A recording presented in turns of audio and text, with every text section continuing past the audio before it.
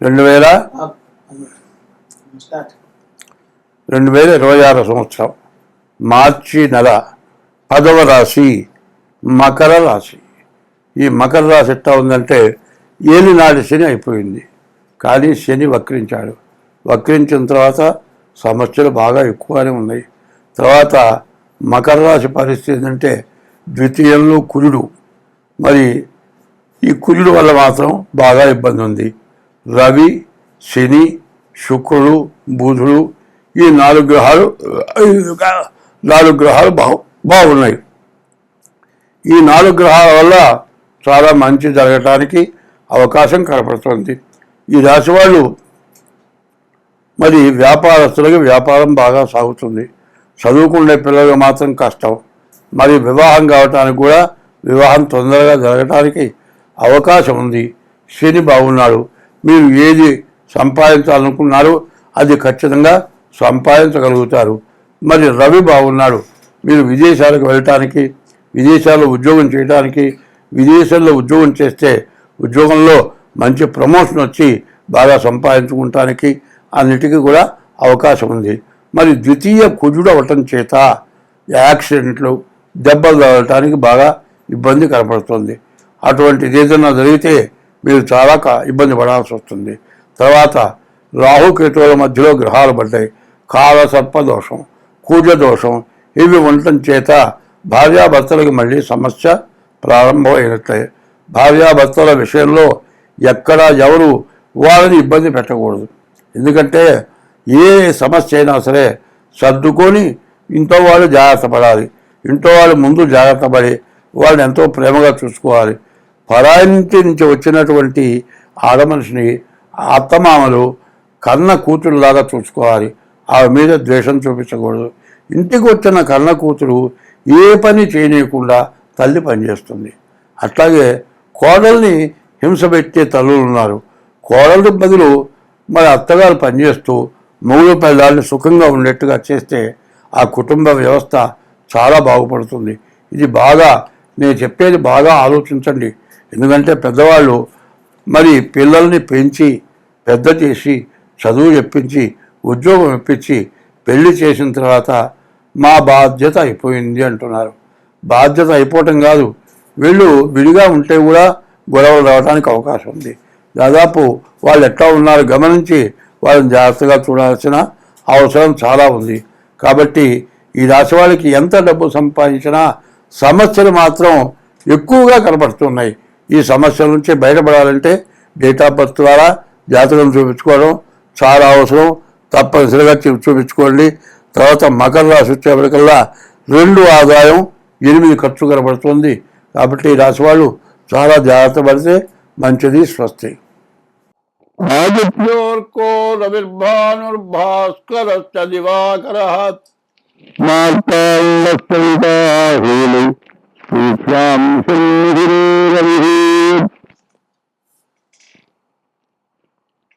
గురుభ్యో నమః. ఓం శ్రీ గురుభ్యో నమః.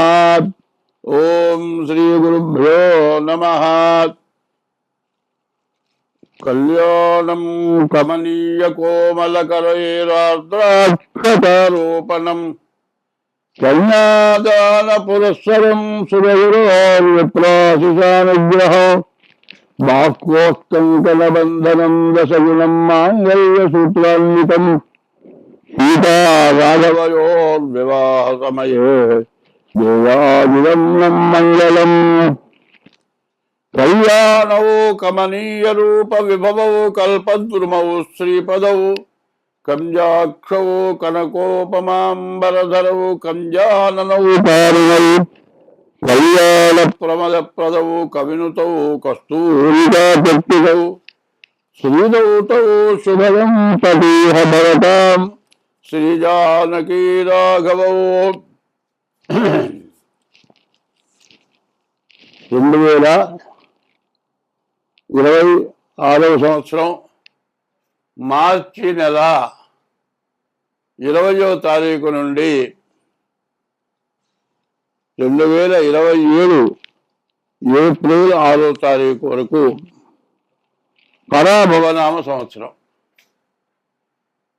మరి నూతన సంవత్సరం అందరిగా జనవరి వస్తే నూతన సంవత్సరం అనుకుంటారు.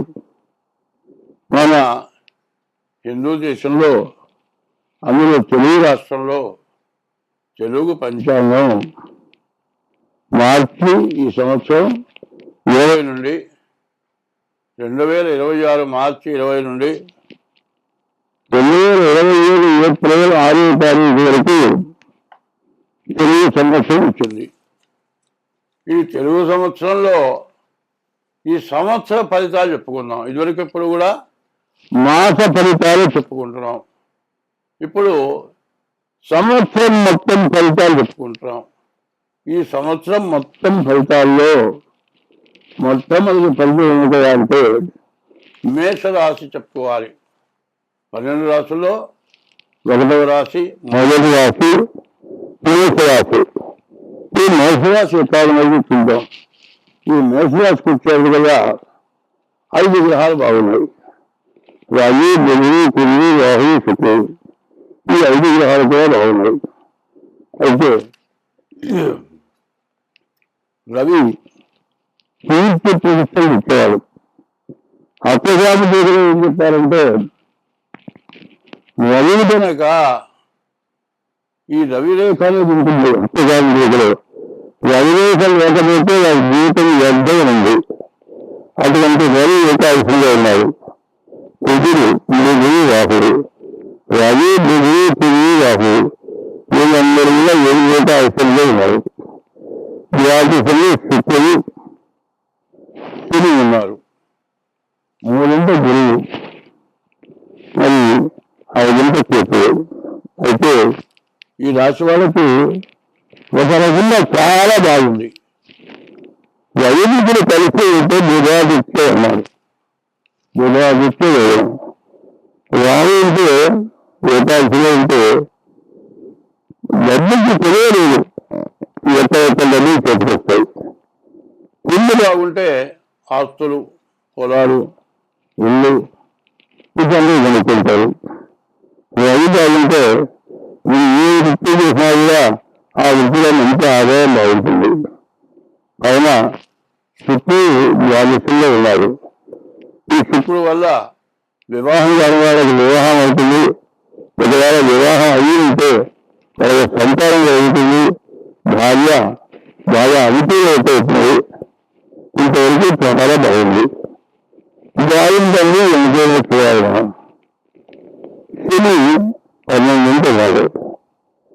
మేషరాశికి 12 శని అంటే 7 శని మొదటి భాగం. ఒక్కొక్క రాశిలో శని 2 సంవత్సరాల 6 మాసాలు ఉంటారు. అటువంటి శని మరి 12 ఉండటం చాలా నష్టదాయకం. ఈ శని 2025 మార్చి 30వ తారీఖు శని మీనరాశిలో పెట్టారు. ఇప్పటికీ సంవత్సరం అయిపోయింది. 7 సంవత్సరాల 6 మాసాలు. దానికి మొత్తం సంవత్సరం అయిపోయింది. ఇంకా సంవత్సరంన్నర జరగాల్సి ఉన్నది. మరి ఈ రాశివాళ్ళ పరిస్థితి ఏంటంటే శనిని గురించి ప్రత్యేకంగా చెప్పారు. ద్వాదశాష్టమ జన్మస్థం శని మంగారకోగురు కొల్లంతి ప్రాణ సందేహం స్థానపైనం ధనక్ష అన్నారు. మరి బతకడానికి చాలా కష్టంగా ఉంటుంది. బతుకులు ఏది కావాలో ఆ కావాల్సిన ఏది లేకరు. మరి ప్రాణ దేని దొరికినట్టు తక్కువగా అనిపిస్తుంది. కొల్లంతి ప్రాణ సందేహం స్థాన పైలం ఇల్లు చేసే ఉద్యోగం ఇంటి మార్గం ధనక్షయం ఉన్న డబ్బులన్నీ ఖర్చు అయితే అప్పుడప్పుడు అవుతాం. ఇది ఏలినాశంలో ఉన్న భాగం. అందులో ద్వాదశంలో ఉన్న శని బాగా ఇబ్బంది పడతాడు. కాబట్టి ఈ రాశులు రవి, కుజుడు, బుధుడు, రాహుడు, శుక్రుడు ఈ 5 గ్రహాలు బాగున్నాయి. 8 గ్రహాల్లో 5 గ్రహాలు బాగున్నాయి. బాగున్న గ్రహాలు 3 శని, బుధుడు, కేతువు. అందులో రాహు కేతువుల మధ్యలో గ్రహాలు పడ్డాయి. రాజసత్వ దేశం పడ్డది. కాబట్టి రాసేవాళ్ళు ఏం చేయాలంటే తప్పనిసరిగా శనికి 19,000 జపం. ఇక ఇది ప్రతి శనివారం కూడా. ఎందుకంటే 6 సంవత్సరాలు 6 మాసాలు ప్రతి శనివారం తప్పనిసరిగా శనిక అభిషేకం చేయించుకోవాలి. శని 9 శనిక అభిషేకం చేయించుకోవాలి. తర్వాత ఈ సంవత్సరంన్నర ఎందుకంటే 2006 2026 2027 దీని వరకు కూడా భరిస్తుంది.